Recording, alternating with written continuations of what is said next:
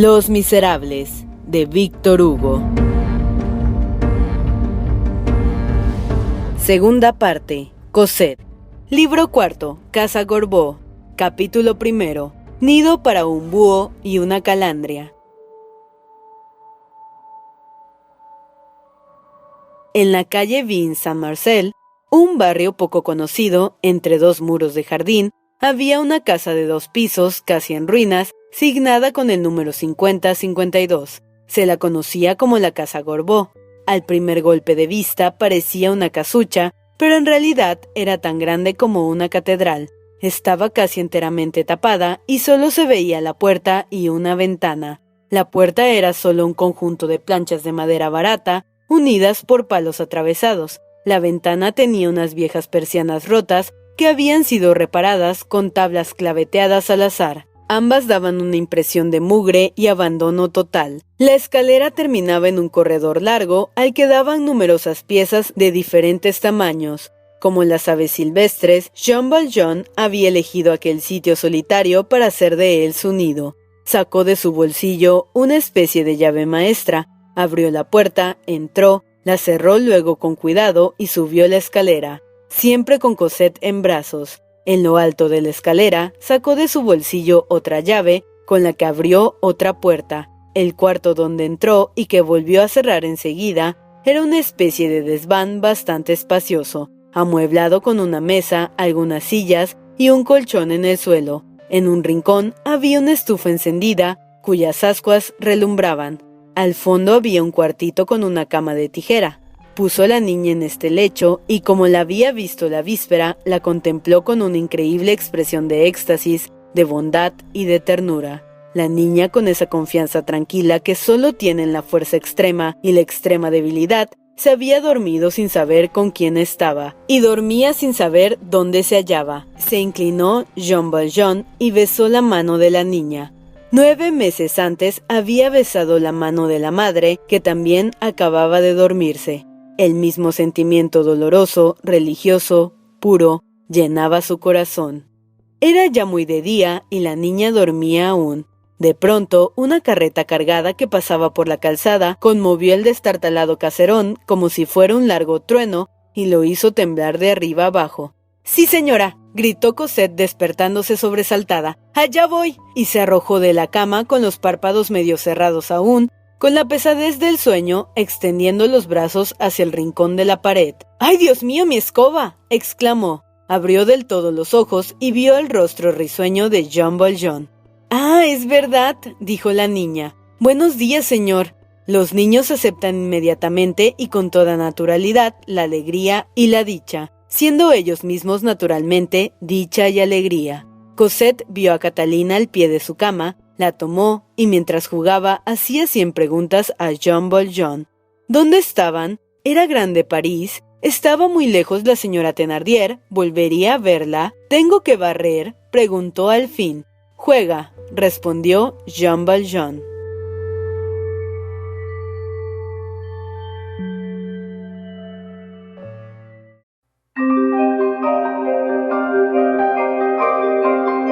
Capítulo segundo. 2 desgracias unidas producen felicidad. Al día siguiente, al amanecer, se hallaba otra vez Jean Valjean junto al lecho de Cosette. Allí esperaba, inmóvil, mirándola despertar. Sentía algo nuevo en su corazón. Jean Valjean no había amado nunca. Hacía 25 años que estaba solo en el mundo. Jamás fue padre, amante, marido ni amigo. En presidio era malo, sombrío, casto, ignorante, feroz. Su corazón estaba lleno de virginidad. Su hermana y sus sobrinos no le habían dejado más que un recuerdo vago y lejano que acabó por desvanecerse. Había hecho esfuerzos por volver a hallarlos y no habiéndolo conseguido, los había olvidado. La naturaleza humana es así. Cuando vio a Cosette, cuando la rescató, sintió que se estremecían sus entrañas. Todo lo que en ella sabía de apasionado y de afectuoso se despertó en él y se depositó en esta niña. Junto a la cama donde ella dormía, temblaba de alegría, sentía arranques de madre y no sabía lo que eran, porque es una cosa muy oscura y muy dulce ese grande y extraño sentimiento de un corazón que se pone a amar. Pobre corazón viejo y tan nuevo al mismo tiempo. solo que como tenía 55 años y Cosette tenía 8, todo el amor que hubiese podido tener en su vida se fundió en una especie de luminosidad inefable. Era el segundo ángel que aparecía en su vida. El obispo había hecho levantarse en su horizonte el alba de la virtud. Cosette hacía amanecer en él el alba del amor. Los primeros días pasaron en este deslumbramiento. Cosette por su parte se transformaba también, aunque sin saberlo la pobrecita. Era tan pequeña cuando la dejó su madre, que ya no se acordaba de ella. Como todos los niños, había intentado amar, pero no lo había conseguido. Todos la rechazaron, los Thénardier, sus hijas y otros niños. Había querido al perro y el perro había muerto. Después no la había querido nadie ni nada. Cosa atroz de decir, a los 8 años tenía el corazón frío. No era culpa suya, puesto que no era la facultad de amar lo que le faltaba, sino la posibilidad. Así desde el primer día se puso a amar a aquel hombre con todas las fuerzas de su alma. El instinto de Cosette buscaba un padre como el instinto de Jean Valjean buscaba a una hija. En el momento misterioso en que se tocaron sus dos manos, se vieron estas dos almas, se reconocieron como necesarias la una para la otra y se abrazaron estrechamente. La llegada de aquel hombre al destino de la niña fue la llegada de Dios a su vida. Jean Valjean había escogido bien su asilo. Estaba allí en una seguridad que podía parecer completa. La casa tenía muchos cuartos y desvanes, de los cuales uno solo estaba ocupado por una vieja portera que era la que hacía el aseo de la habitación de Jean Valjean, y también las compras y la comida. Fue ella quien encendió el fuego la noche de la llegada. Todo lo demás estaba deshabitado. Pasaron las semanas. Jean Valjean y Cosette llevaban en aquel miserable desván una existencia feliz.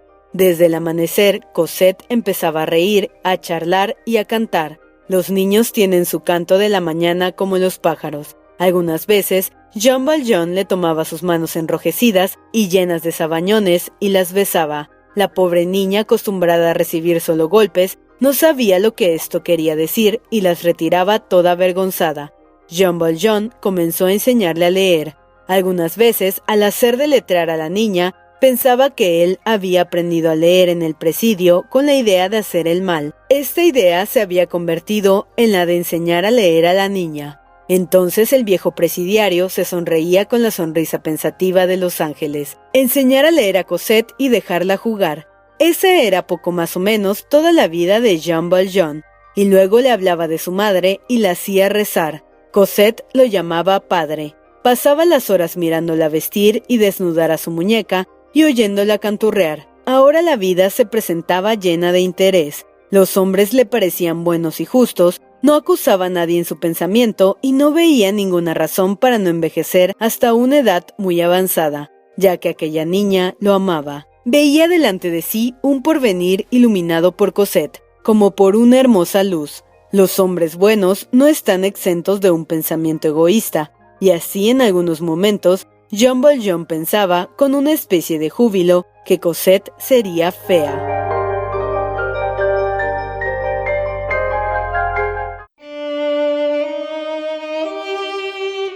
Capítulo 3. Lo que observa la portera. Jean Valjean tenía la prudencia de no salir nunca de día. Todas las tardes, al oscurecer, se paseaba unas horas, algunas veces solo, otras con Cosette. Buscaba las avenidas arboladas de los barrios más apartados y entraba en las iglesias a la caída de la noche. Iba mucho a San Medardo, que era la iglesia más cercana. Cuando no llevaba a Cosette, la dejaba con la portera. Vivían sobriamente, pero nunca les faltaba un poco de fuego. Jean Valjean continuaba vistiendo su abrigo ajustado y amarillento y su sombrero viejo.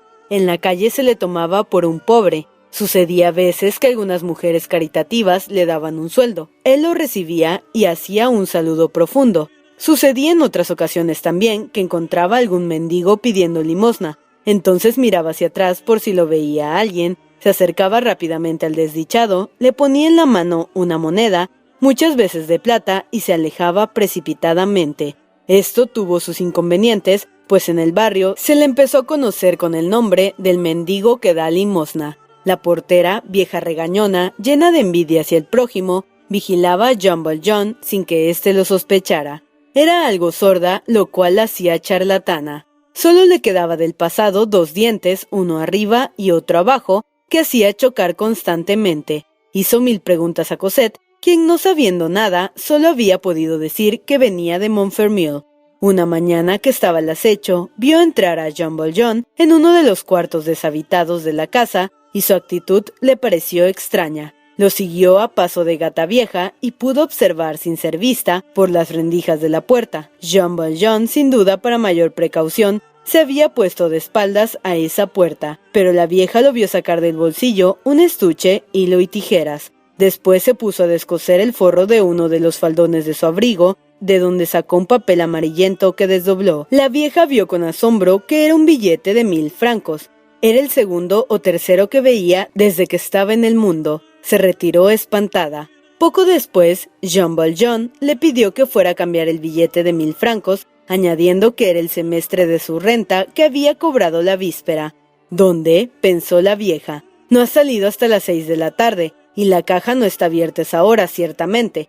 La portera fue a cambiar el billete haciéndose 1000 conjeturas. El billete de 1000 francos produjo infinidad de comentarios entre las comadres de la calle Vigne-Saint-Marcel. Un día se hallaba sola en la habitación, vio el abrigo, cuyo forro había sido vuelto a coser, colgado en un clavo, y lo registró. Le pareció palpar más billetes, sin duda otros billetes de 1000 francos. Notó además que había muchas clases de cosas en los bolsillos, además de las agujas, las tijeras y el hilo. Una abultada cartera, un cuchillo enorme y, detalle muy sospechoso, varias pelucas de distintos colores. Los habitantes de la casa Gorbeau llegaron así a los últimos días de invierno.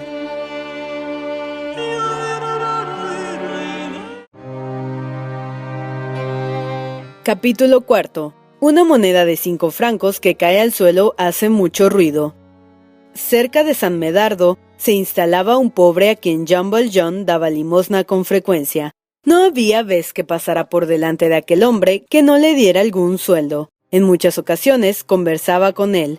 Era un viejo de unos 65 años que había sido sacristán y que siempre estaba murmurando oraciones. Una noche que Jean Valjean pasaba por allí y que no llevaba consigo a Cosette, vio al mendigo en su puesto habitual, debajo del farol que acababan de encender. El hombre, como siempre, parecía rezar y estaba todo encorvado. Jean Valjean se acercó y le puso en la mano la limosna de costumbre. El mendigo levantó bruscamente los ojos, miró con fijeza a Jean Valjean y después bajó rápidamente la cabeza.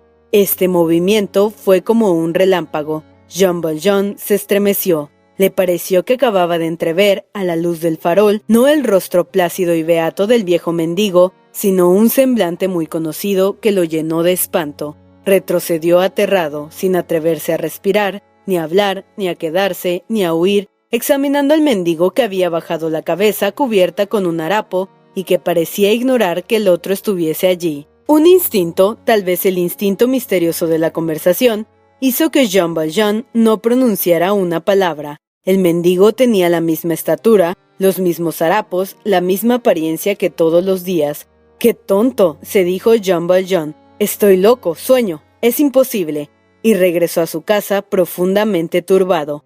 Apenas se atrevía a confesarse a sí mismo que el rostro que había creído ver era el de Javert. Por la noche, pensando en ello, sintió no haberle hablado para obligarlo a levantar la cabeza por segunda vez. Al anochecer del otro día, volvió allí. El mendigo estaba en su puesto. «Dios le guarde, amigo», dijo resueltamente Jean Valjean, dándole un sueldo. El mendigo levantó la cabeza y respondió con su voz doliente: «Gracias, mi buen señor». Era realmente el viejo mendigo. Jean Valjean se tranquilizó del todo, se echó a reír. «¿De dónde diablos he sacado que ese hombre pudiera ser Javert?», pensó. «¿Estaré viendo visiones ahora?». Y no pensó más en ello. Algunos días después, serían las 8 de la noche, estaba en su cuarto y hacía deletrear a Cosette en voz alta, cuando oyó abrir y después volver a cerrar la puerta de la casa. Esto le pareció singular. La portera, única persona que vivía allí con él, se acostaba siempre temprano para no encender la luz. Jean Valjean hizo señas a Cosette para que se callara. Oyó que subía en la escalera. Los pasos eran pesados como los de un hombre, pero la portera usaba zapatos gruesos y nada se parece tanto a los pasos de un hombre como los de una vieja. Sin embargo, Jean Valjean apagó la vela, envió a Cosette a acostarse, diciéndole en voz baja: «Acuéstate calladita», y mientras la besaba en la frente, los pasos se detuvieron. Permaneció inmóvil, sentado en su silla de espaldas a la puerta, y conteniendo la respiración en la oscuridad. Al cabo de bastante tiempo, al no oír ya nada, se volvió sin hacer ruido hacia la puerta y vio una luz por el ojo de la cerradura. Evidentemente, había allí alguien que tenía una vela en la mano y que escuchaba. Pasaron algunos minutos y la luz desapareció, pero no oyó ruido de pasos, lo que parecía indicar que el que había ido a escuchar a la puerta se había quitado los zapatos. Jean Valjean se echó en la cama vestido y en toda la noche no pudo cerrar los ojos. Al amanecer, cuando estaba casi aletargado de cansancio, lo despertó el ruido de una puerta que se abría en alguna buhardilla del fondo del corredor, y después oyó los mismos pasos del hombre que la víspera había subido la escalera. Los pasos se acercaban, se echó cama abajo y aplicó un ojo a la cerradura. Era un hombre, pero esta vez pasó sin detenerse delante del cuarto de Jean Valjean. Cuando llegó a la escalera, un rayo de luz de la calle hizo resaltar su perfil, y Jean Valjean pudo verlo de espaldas. Era un hombre de alta estatura con un levitón largo y un garrote debajo del brazo. Era la silueta imponente de Javert. No había duda de que aquel hombre había entrado con una llave. ¿Quién se la había dado? ¿Qué significaba aquello? A las 7 de la mañana, cuando la portera llegó a arreglar el cuarto, Jean Valjean le echó una mirada penetrante, pero no le interrogó. Mientras barría, ella dijo: «¿Ha oído tal vez a alguien que entró anoche?» «Sí», respondió él con el acento más natural del mundo. «¿Quién era?» «Es un nuevo inquilino que hay en la casa, y que se llama, no sé bien, Dumont o Dumont, un hombre así». «¿Y qué es ese Dumonti?» Lo miró la vieja con sus ojillos de zorro y respondió: «Un rentista como usted». Tal vez estas palabras no envolvían segunda intención, pero Jean Valjean creyó que la tenían. Cuando se retiró la portera, hizo un rollo de unos 100 francos que tenía en un armario y se lo guardó en el bolsillo. Por más precaución que tomó para hacer esta operación sin que se oyera remover el dinero, se le escapó de las manos una moneda de 100 sueldos y rodó por el suelo haciendo bastante ruido. Al anochecer bajó y miró la calle por todos lados. No vio a nadie, volvió a subir. «Ven», dijo a Cosette, la tomó de la mano y salieron.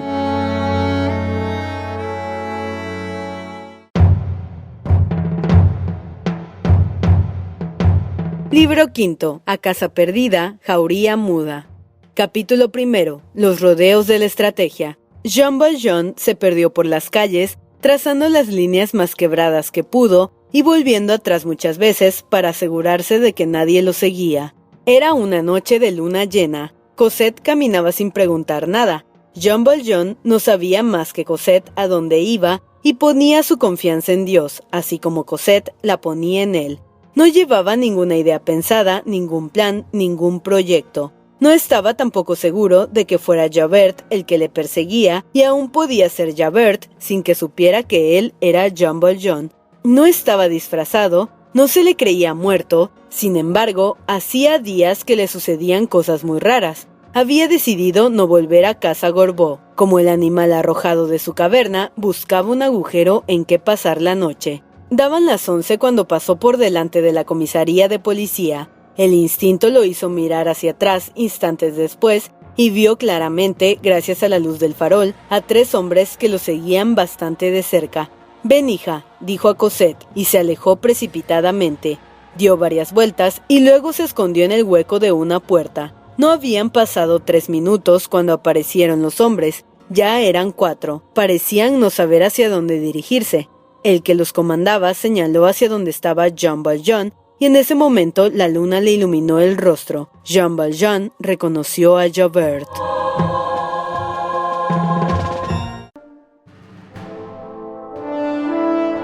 Capítulo segundo. El callejón sin salida. Jean Valjean aprovechó esa vacilación de sus perseguidores y salió de la puerta en que se había ocultado con Cosette en brazos. Cruzó el puente de Austerlitz a la sombra de una carreta, con la esperanza de que no lo hubieran visto. Pensó que si entraba en la callejuela que tenía delante y conseguía llegar a los terrenos en que no había casas, podía escapar. Decidió entonces que debía entrar en aquella callejuela silenciosa y entró. De tanto en tanto se volvía a mirar. Las 2 o 3 primeras veces que se volvió, no vio nada. El silencio era profundo y continuó su marcha más tranquilo. Pero otra vez que se volvió, creyó ver a lo lejos una cosa que se movía.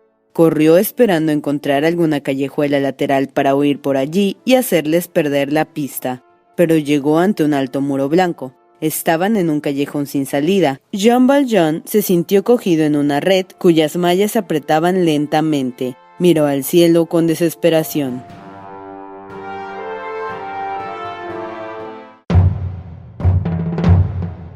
Capítulo 3. Tentativas de evasión. Frente a él se alzaba una muralla. Un tilo extendía su ramaje por encima y la pared estaba cubierta de hiedra. En el inminente peligro que se encontraba, aquel edificio sombrío tenía algo de deshabitado y de solitario que lo atraía. Lo recorrió ávidamente con los ojos. Se decía que si llegaba a entrar allí, quizás se salvaría. Concibió pues una idea y una esperanza. En ese momento, escuchó a alguna distancia de ellos un ruido sordo y acompasado. Jean Valjean se aventuró a echar una mirada por la esquina. Un pelotón de 7 a 8 soldados acababa de desembocar en la calle y se dirigía hacia él. Estos soldados, a cuyo frente se distinguía la alta estatura de Javert, avanzaban lentamente y con precaución. Se detenían con frecuencia. Era evidente que exploraban todos los rincones de los muros y todos los huecos de las puertas. Sin duda Javert había encontrado una patrulla y le había pedido auxilio. Al paso que llevaban y con las paradas que hacían, tardarían alrededor de un cuarto de hora para llegar al sitio en que estaba Jean Valjean. Fue un momento horrible. Solo algunos minutos lo separaban de aquel espantoso precipicio que se abría ante él por tercera vez. El presidio ahora no era ya el presidio solamente, era perder a Cosette para siempre. Solo había una salida posible. Jean Valjean tenía los pensamientos de un santo y la temible astucia de un presidiario. Midió con la vista la muralla. Tenía unos 18 pies de altura. La tapia estaba coronada de una piedra lisa sin tejadillo. La dificultad era Cosette, que no sabía escalar. Jean Valjean no pensó siquiera en abandonarla, pero subir con ella era imposible. Necesitaba una cuerda. No la tenía. Ciertamente, si en aquel momento Jean Valjean hubiera tenido un reino, le hubiera dado todo por una cuerda. Todas las situaciones críticas tienen un relámpago que nos ciega o nos ilumina. Su mirada desesperada encontró el brazo del farol del callejón. En esa época se encendían los faroles haciendo bajar los reverberos por medio de una cuerda que luego, al subirlos, quedaba encerrada en un cajoncito de metal. Con la energía de la desesperación, atravesó la calle de un brinco. Hizo saltar la cerradura del cajoncito con la punta de su cuchillo y volvió enseguida donde estaba Cosette. Ya tenía la cuerda. «Padre», dijo en voz muy baja Cosette.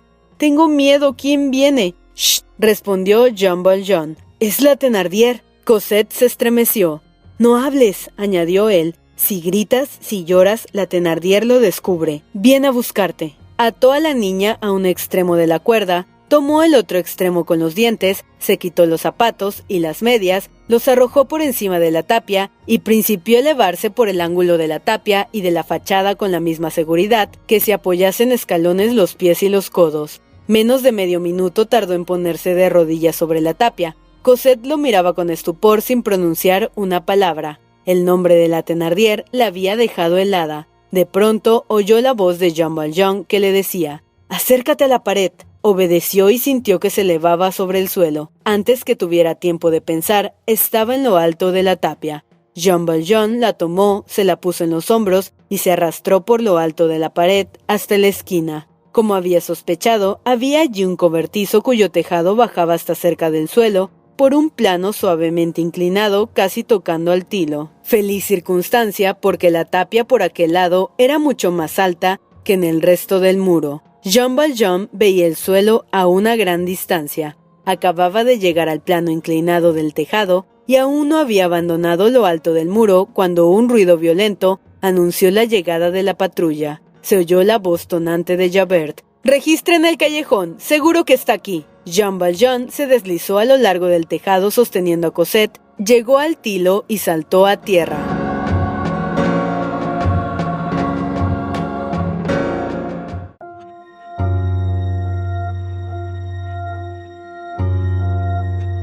Capítulo 4. Principio de un enigma. Jean Valjean se encontró en una especie de jardín muy grande, cuyo fondo se perdía en la bruma y en la noche. Sin embargo, se distinguían confusamente varias tapias que se entrecortaban como si hubiesen otros jardines más allá. Es imposible figurarse nada menos acogedor y más solitario que este jardín. No había en él nadie, lo que era propio de la hora, pero no parecía que estuviera hecho para que alguien anduviera por él, ni aún a mediodía. Lo primero que hizo Jean Valjean fue buscar sus zapatos y calzarse, y después entrar en el cobertizo con Cosette. El que huye no se cree nunca lo bastante oculto. La niña continuaba pensando en la Thénardier y participaba de este deseo de ocultarse lo mejor posible. Se oía el ruido tumultuoso de la patrulla que registraba el callejón y la calle, los golpes de las culatas contra las piedras, las voces de Javert que llamaba a los espías que había apostado en las otras callejuelas, y sus imprecaciones mezcladas con palabras que no se distinguían. Al cabo de un cuarto de hora, pareció que esta especie de ruido tumultuoso principiaba a alejarse.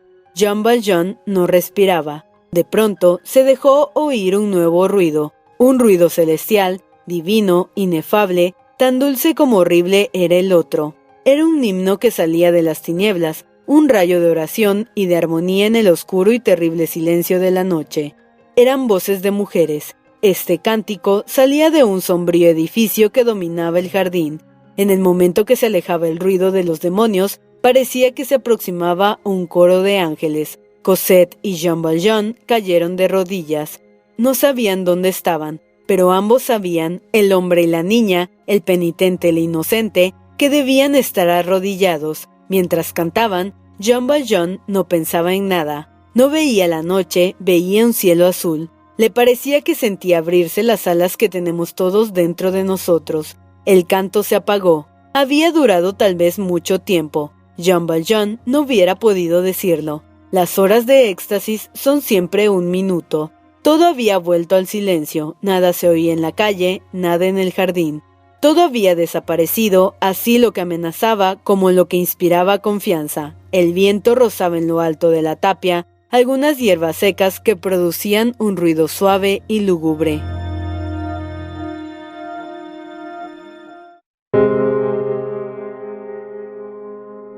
Capítulo 5. Continúa el enigma. Ya se había levantado la brisa matutina, lo que indicaba que debía ser la 1 o las 2 de la mañana. La pobre Cosette no decía nada. Como se había sentado a su lado y había inclinado la cabeza, Jean Valjean creyó que estaba dormida, pero al mirarla bien, vio que tenía los ojos enteramente abiertos y una expresión meditabunda que le causó dolorosa impresión. La pobrecita temblaba sin parar. ¿Tienes sueño?, dijo Jean Valjean. «Tengo mucho frío», respondió. Un momento después añadió. «¿Está ahí todavía?» «¿Quién? ¿La señora Thénardier?»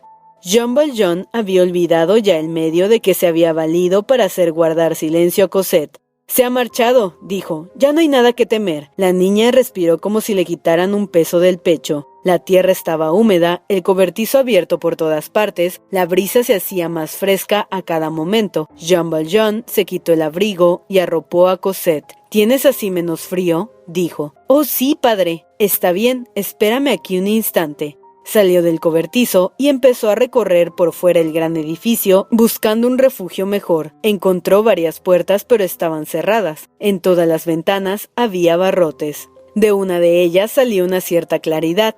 Se empinó sobre la punta de los pies y miró. Daba a una gran sala con piso de baldosas. Solo se distinguía una débil luz y muchas sombras. La luz provenía de una lámpara encendida en un rincón. La sala estaba desierta.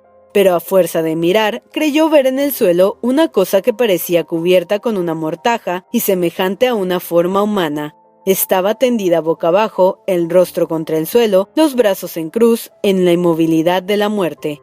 Jean Valjean dijo después varias veces que aunque había presenciado en su vida muchos espectáculos macabros, nunca había visto algo que le helara la sangre como aquella figura enigmática.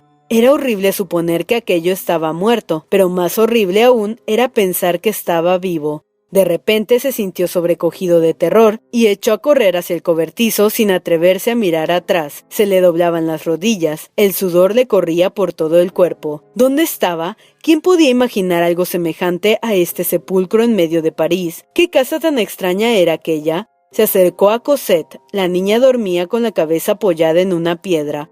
Jean Valjean se sentó a su lado y se puso a contemplarla. Poco a poco, a medida que la miraba, se iba calmando y recuperaba su presencia de ánimo. Sabía que en su vida, mientras ella viviera, mientras ella estuviera con él, no experimentaría ninguna necesidad ni ningún temor más que por ella. Pero a través de su meditación, oía hacía un rato un extraño ruido que venía del jardín, como de una campanilla o un cencerro. Miró y vio que había alguien en el jardín. Un hombre andaba por el melonar. Se levantaba, se inclinaba, se detenía con regularidad, como si arrastrara o extendiera alguna cosa por el suelo. Jean Valjean tembló. Hacía un momento temblaba porque el jardín estaba desierto. Ahora temblaba porque había alguien. ¿Quién era aquel hombre que llevaba un cencerro lo mismo que un buey o un borrego? Haciéndose esta pregunta, tocó las manos de Cosette. Estaban heladas. «¡Dios mío!», exclamó. La llamó en voz baja. «¿Cosette?». No abrió los ojos. La sacudió con fuerza. No despertó. «Estará muerta», dijo, y se puso de pie temblando de la cabeza a los pies. Pensó mil cosas terribles. Recordó que el sueño puede ser mortal en la intemperie y en una noche tan fría. Cosette seguía tendida en el suelo sin moverse. ¿Cómo devolverle el calor? ¿Cómo despertarla? Todo lo demás se borró de su pensamiento. Se lanzó enloquecido fuera del cobertizo. Era preciso que Cosette estuviera lo más pronto posible junto al fuego y en un lecho. Corrió hacia el hombre que estaba en el jardín, después de haber sacado del bolsillo del chaleco el paquete de dinero que llevaba. El hombre tenía la cabeza inclinada y no lo vio acercarse. Jean Valjean se puso a su lado y le dijo: «100 francos». El hombre dio un salto y levantó la vista. «100 francos si me das silo por esta noche». La luna iluminaba su semblante desesperado.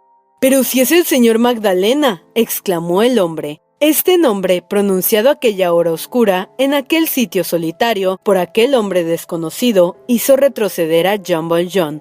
Todo lo esperaba menos eso. El que le hablaba era un viejo cojo y encorvado, vestido como un campesino. En la rodilla izquierda llevaba una rodillera de cuero de donde pendía un cencerro. No se distinguía su rostro porque estaba en la sombra. El hombre se había quitado la gorra y decía tembloroso: «¡Ah, Dios mío! ¿Cómo está aquí, señor Magdalena? ¿Por dónde ha entrado Jesús? ¿Viene del cielo? No sería extraño, si cae alguna vez será del cielo. Pero sin corbata, sin sombrero, sin levita, ¿se han vuelto locos los ángeles? ¿Cómo ha entrado aquí?». El hombre hablaba con una volubilidad en que no se descubría inquietud alguna. Hablaba con una mezcla de asombro y de ingenua bondad. «¿Quién es? ¿Qué casa es esta?», preguntó Jean Valjean. «Esta sí que es grande», dijo el viejo. «Soy el mismo que usted ha colocado aquí». «¿Cómo no? ¿No me conoce?». «No», replicó Jean Valjean. «¿Por qué me conoce a mí? Me ha salvado la vida», dijo el hombre. Entonces iluminó su perfil un rayo de luna y Jean Valjean reconoció a Fauchelevent. «¡Ah!», dijo Jean Valjean. «¿Es usted? Sí le conozco». «Me alegro mucho», dijo el viejo en tono de reproche. «¿Y qué hace aquí?», preguntó Jean Valjean. «Tapo mis melones, por supuesto». «¿Y qué campanilla es esta que lleva la rodilla?». «Ah», dijo Fauchelevent. «Es para que eviten mi presencia. En esta casa no hay más que mujeres. Hay muchas jóvenes y parece que mi presencia es peligrosa. El cencerro les avisa y cuando me acerco se alejan». «¿Qué casa es esta?». «Es el convento del pequeño Picpus, donde usted me colocó como jardinero». «Pero volvamos al caso», prosiguió Fauchelevent. «¿Cómo demonios ha entrado aquí, señor Magdalena? Por más santo que sea, es hombre y los hombres no entran aquí, solo yo». «Sin embargo», dijo Jean Valjean, «es preciso que me quede». «¡Ah, Dios mío!», exclamó Fauchelevent. Jean Valjean se aproximó a él. «Tío Fauchelevent, le he salvado la vida», le dijo en voz baja. «Yo he sido el primero en recordarlo», respondió Fauchelevent. «Pues bien, hoy puede hacer por mí lo que yo hice en otra ocasión por usted». Fauchelevent tomó en sus arrugadas y temblorosas manos las robustas manos de Jean Valjean y permaneció algunos momentos como si no pudiera hablar. Por fin exclamó: «Sería una bendición de Dios que yo pudiera hacer algo por usted, yo salvarle la vida. «Señor alcalde, disponga de este pobre viejo». Una sublime alegría parecía transfigurar el rostro del anciano. «¿Qué quiere que haga?», preguntó. «Ya se lo explicaré. ¿Tiene alguna habitación?». «Tengo una choza, allá detrás de las ruinas del antiguo convento, en un rincón oculto a todo el mundo. Allí hay 3 habitaciones». «Perfecto», dijo John Valjean. «Ahora tengo que pedirle 2 cosas». «¿Cuáles son, señor alcalde?». «La primera es que no diga a nadie lo que sabe de mí. La segunda es que no trate de saber más». «Como quiera. Sé que no puede hacer nada que no sea bueno y que siempre será un hombre de bien». «Gracias. Ahora venga conmigo. Vamos a buscar a la niña». «Ah», dijo Fauchelevent. «¿Hay una niña?». No dijo más y siguió a Jean Valjean como un perro sigue a su amo. Media hora después, Cosette, iluminada por la llama de una buena lumbre, dormía en la cama del jardinero.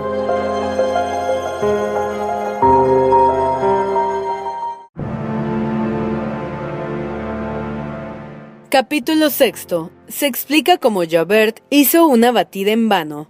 Los sucesos que acabamos de describir habían ocurrido en las condiciones más sencillas, cuando Jean Valjean, la misma noche del día que Javert lo apresó al lado del lecho mortuorio de Fantine, se escapó de la cárcel municipal de M. Javert fue llamado a París para apoyar a la policía en su persecución, y en efecto, el celo y la inteligencia del inspector ayudaron a encontrarlo. Ya no se acordaba de él cuando en el mes de diciembre de 1823 leyó un periódico, cosa que no acostumbraba. Llamó su atención un nombre. El periódico anunciaba que el presidiario Jean Valjean había muerto y publicaba la noticia con tal formalidad que Javert no dudó un momento en creerla. Después dejó el periódico y no volvió a pensar más en el asunto. Algún tiempo después, llegó a la prefectura de París una nota sobre el secuestro de una niña en el pueblo de Montfermeil, verificado según se decía en circunstancias particulares. Decía esta nota que una niña de 7 a 8 años, que había sido entregada por su madre a un posadero, había sido robada por un desconocido. La niña respondía al nombre de Cosette y era hija de una tal Fantine que había muerto en el hospital. Esta nota pasó por manos de Javert y lo hizo reflexionar. El nombre de Fantine le era muy conocido y recordaba que Jean Valjean le había pedido aquella vez un plazo de 3 días para ir a buscar a la hija de la enferma. Esta niña acababa de ser raptada por un desconocido. ¿Quién podía ser ese desconocido? ¿Sería Jean Valjean? Jean Valjean había muerto. Javert, sin decir una palabra a nadie, hizo un viaje a Montfermeil. Allí Thénardier, con su admirable instinto, había comprendido enseguida que no era conveniente atraer sobre sí y sobre muchos negocios algo turbios que tenía la penetrable mirada de la justicia, y dijo que su abuelo había ido a buscarla, y nada había más natural en el mundo. Ante la figura del abuelo se desvaneció Jean Valjean. «Es indudable que ha muerto», se dijo Javert. «Soy un necio». Empezaba ya a olvidar esta historia cuando en marzo de 1824 oyó hablar de un extraño personaje que vivía cerca de la parroquia de San Medardo y que era ya conocido como el mendigo que daba limosna. Era, según decía, un rentista cuyo nombre no sabía nadie, que vivía solo con una niña de 8 años que había venido de Montfermeil. ¡Montfermeil! Esa palabra sonando de nuevo en los oídos de Javert le llamó la atención. Otros mendigos dieron algunos nuevos pormenores. El rentista era un hombre muy huraño, no salía más que de noche y no hablaba a nadie más que a los pobres. Llevaba un abrigo feo, viejo y amarillento que valía muchos millones porque estaba forrado de billetes de banco. Todo esto excitó la curiosidad de Javert y con objeto de ver de cerca y sin asustarlo a este hombre extraordinario, se puso un día el traje del sacristán y ocupó su lugar. El sospechoso se acercó a Javert disfrazado y le dio limosna. En ese momento, Javert levantó la vista y la misma impresión que produjo en Jean Valjean la vista de Javert, recibió Javert al reconocer a Jean Valjean. Sin embargo, la oscuridad había podido engañarle, su muerte era oficial. Le quedaban pues a Javert graves dudas, y en la duda, Javert, un hombre escrupuloso, no prendía a nadie. Siguió a su hombre hasta la casa Gorbeau e hizo hablar a la portera, lo que no era difícil. Alquiló un cuarto y aquella misma noche se instaló en él. Fue a escuchar a la puerta del misterioso huésped, esperando oír el sonido de su voz, pero John Valjean vio su luz por la cerradura y chasqueó al espía, guardando silencio. Al día siguiente, Jean Valjean abandonó la casa, pero el ruido de la moneda de 5 francos que dejó caer fue escuchado por la vieja portera, que oyendo sonar dinero pensó que se iba a mudar, y se apresuró a avisar a Javert. Por la noche, cuando salió Jean Valjean, lo esperaba Javert detrás de los árboles con 2 de sus hombres.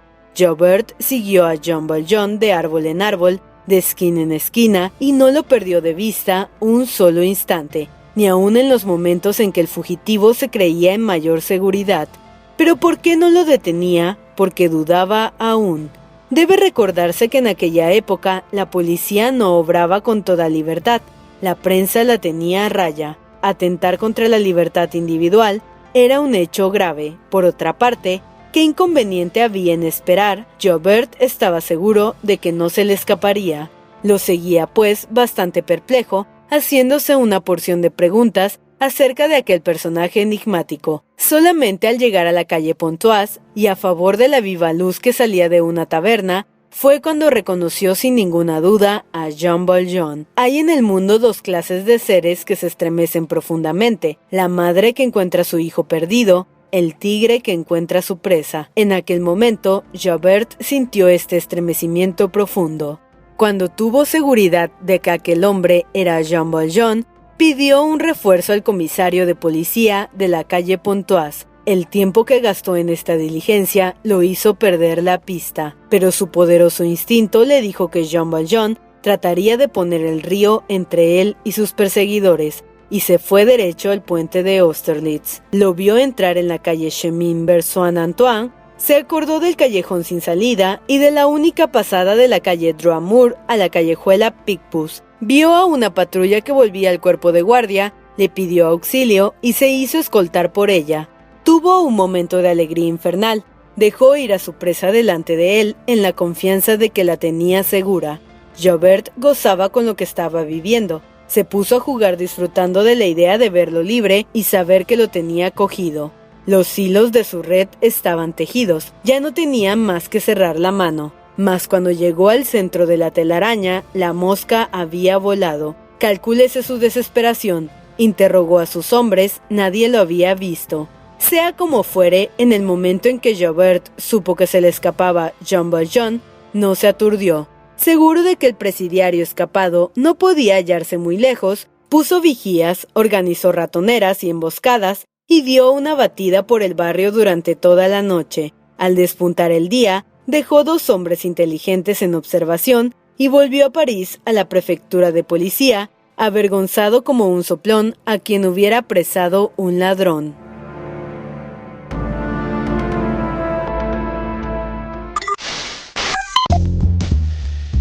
No te pierdas la continuación de esta historia. Capítulos todos los lunes, miércoles y viernes. ¡Suscríbete!